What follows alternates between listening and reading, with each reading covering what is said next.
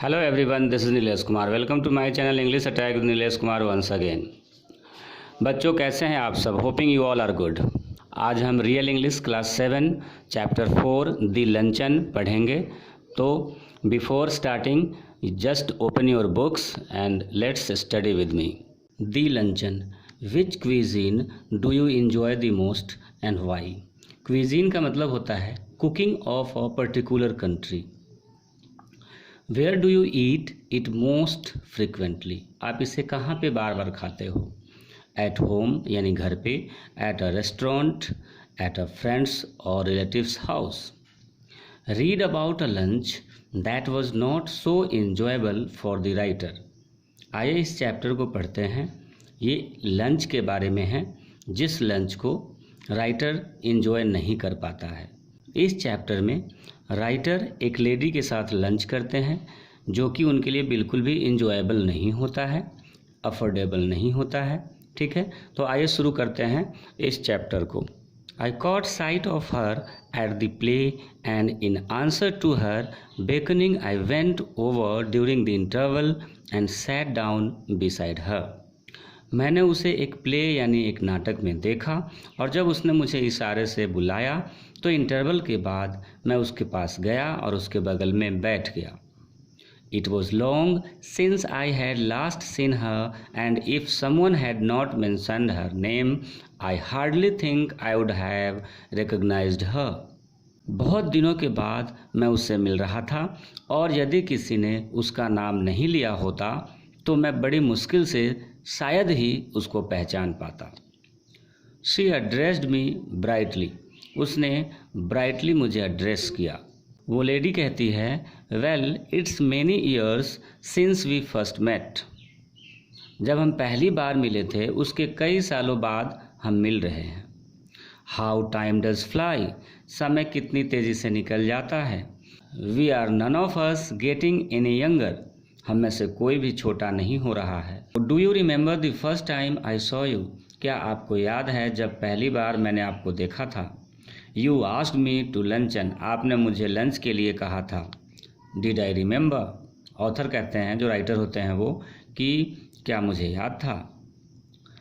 It was 20 years ago and I was living in Paris. Writer कहते हैं कि 20 साल पहले की बात है. उस समय मैं पेरिस में रह रहा था.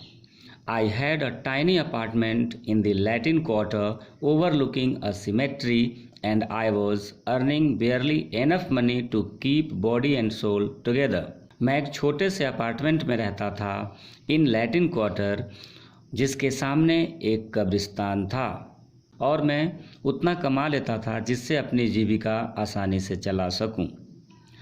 She had read a book of mine and had written to me about it. उसने मेरे बारे में एक किताब पढ़ी थी और उसके बारे में मुझे लिखा था. I answered thanking her. मैंने उसको धन्यवाद देते हुए जवाब दिया था. और presently I had received from her another letter saying she was passing through Paris. और फिलहाल में प्रेजेंटली मुझे उसका एक लेटर मिला था जिसमें उसने मेंशन किया था that she was passing through Paris and would like to have a chat with me. और मेरे साथ वो बातचीत करना चाहती थी. But her time was limited and the only free movement she had. और उसके पास जो फ्री मूवमेंट था was on the following Thursday. वो आने वाले थर्सडे को था जिस दिन वो कम्प्लीटली फ्री रहने वाली थी. She was spending the morning at the Luxembourg. वो लग्जमबर्ग में मॉर्निंग बिता रही थी on Thursday.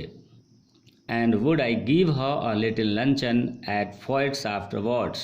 और मैंने सोच लिया था कि थर्सडे को ही मैं उसको लंच के लिए फोइट्स में इनवाइट करूँगा. Foyot's is a restaurant at which the French senators eat. Foyot's एक रेस्टोरेंट है जिसमें फ्रेंच सीनेटर्स खाते हैं. सीनेटर्स बोले तो इलेक्टेड पॉलिटिशियंस यानी चुने हुए राजनीतिज्ञ लोग. And it was so far beyond my means that I had never even thought of going there. Writer कहते हैं कि फोइट मेरे अफोर्ड से काफ़ी दूर था. मैं वहाँ के खर्च को सहन नहीं कर सकता था. बियर नहीं कर सकता था और इसलिए मैंने कभी वहाँ जाने के बारे में सोचा भी नहीं था। But I was flattered and I was too young to have learn to say not to a woman. लेकिन उस समय मैं इतना यंग था और फ्लैटर्ड हो गया था कि उस लेडी को मैं मना नहीं कर सकता था। I had 80 francs, gold francs, to last me the rest of the month, and a modest luncheon should not cost more than 15.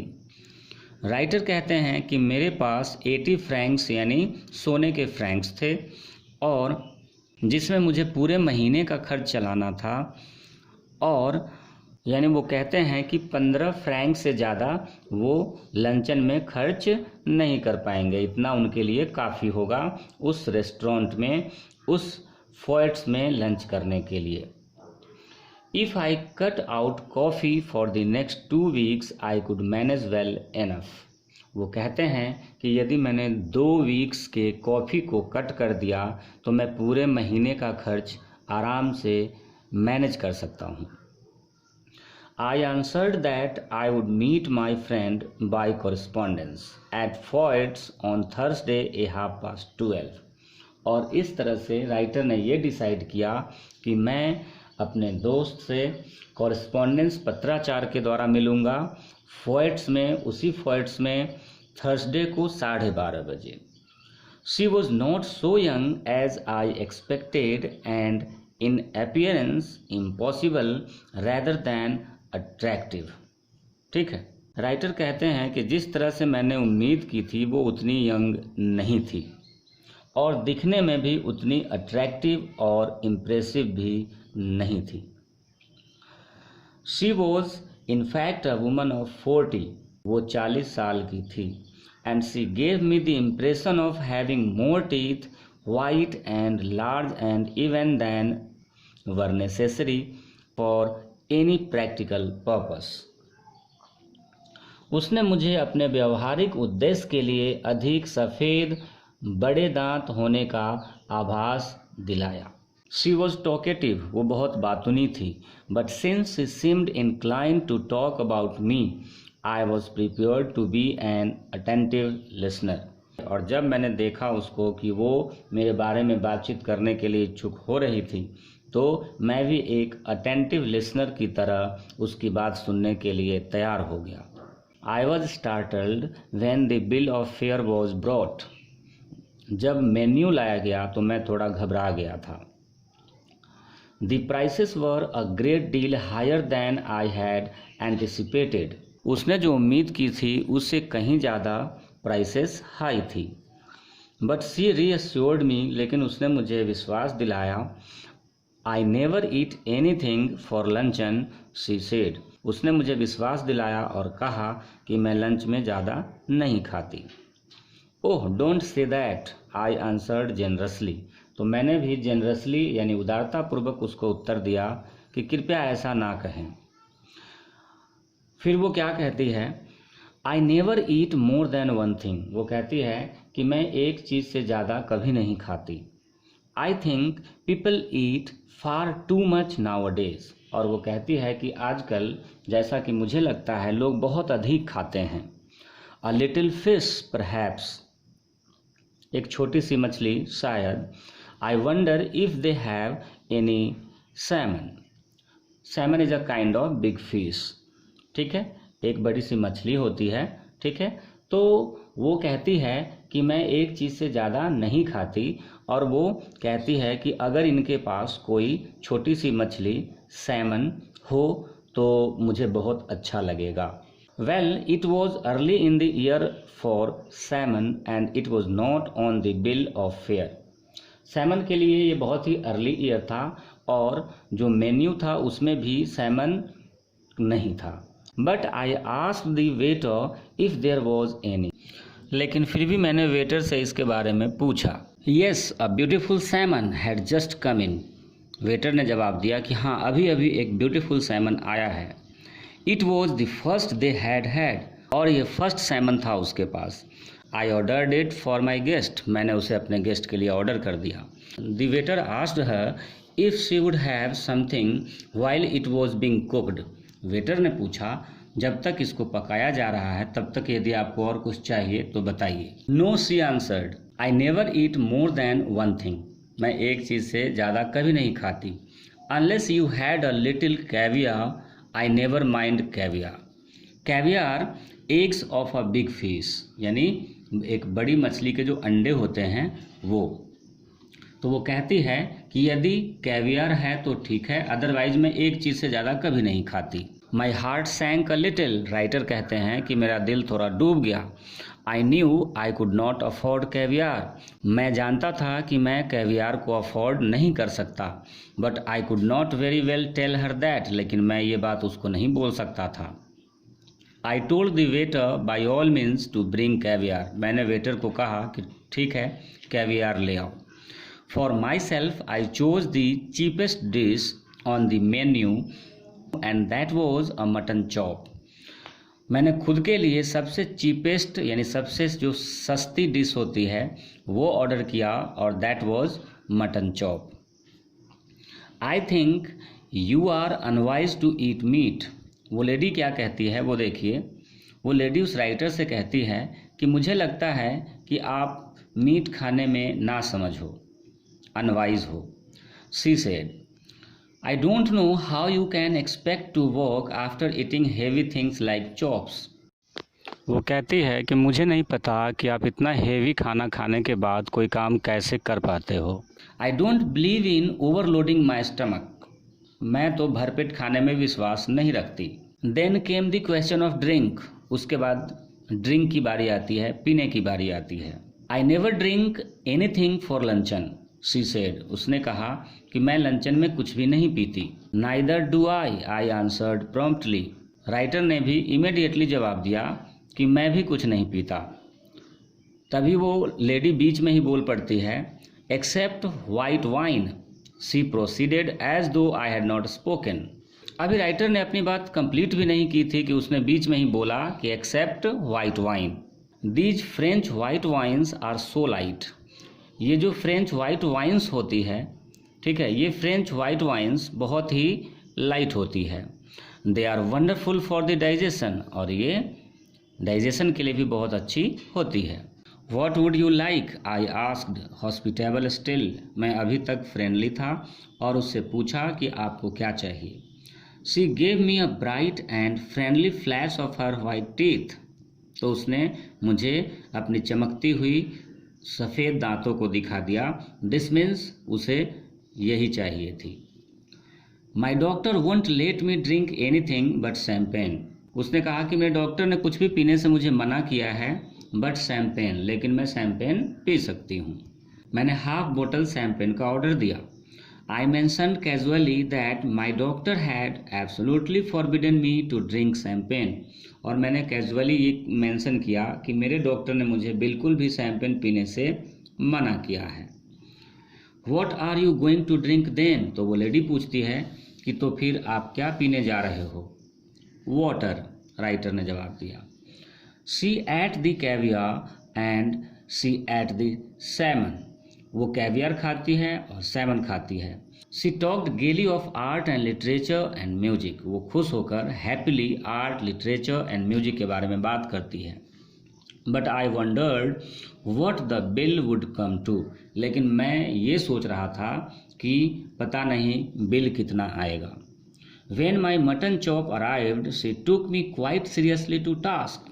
जब मेरा मटन चॉप आया तो वो सीरियस होकर मेरी तरफ देखती है। I see that you are in the habit of eating a heavy luncheon.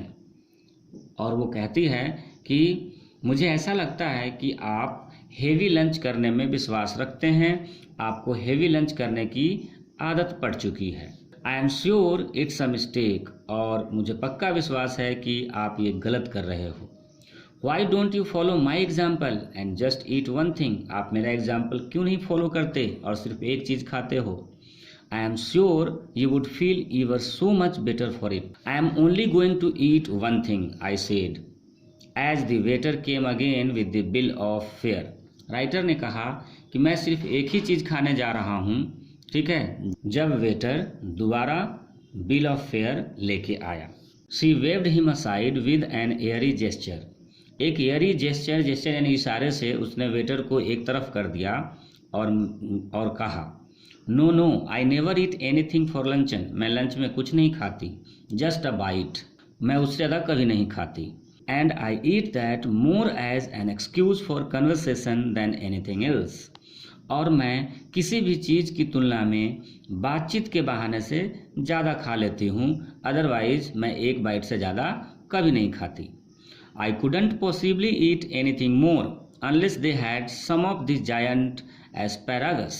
Asparagus means होता है a plant whose stems are cooked and eaten as a vegetable. Asparagus एक प्लांट होता है जिसके स्टीम्स यानी तने को सब्जी की तरह पकाकर और उसको लोग खाते हैं। I should be sorry to leave Paris without having some of them. और वो कहती है कि मुझे पेरिस से जाना बुरा लगेगा अगर मैं एस्पैरागस टेस्ट नहीं करती हूँ तो, नहीं खाती हूँ तो। माई हार्ट सैंक, राइटर कहते हैं कि मेरा दिल फिर से डूब गया।